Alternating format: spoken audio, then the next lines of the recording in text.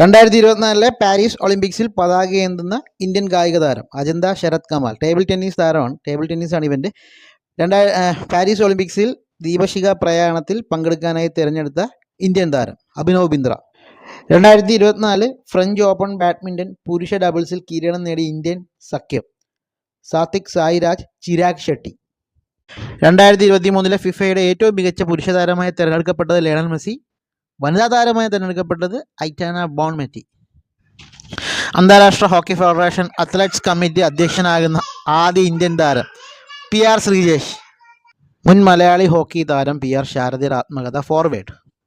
2023 Khelo India youth games ചാമ്പ്യൻഷിപ്പിന്റെ വേദി തമിഴ്നാട്, ഭാഗ്യചിഹ്നം വീരമംഗൈ.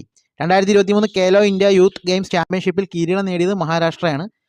2024 കേലോ ഇന്ത്യ വിന്റർ ഗെയിംസ് വേദികൾ Ladakh, Gulmarg. 2024 Khelo India winter games ഭാഗ്യചിഹ്നം ഷിൻ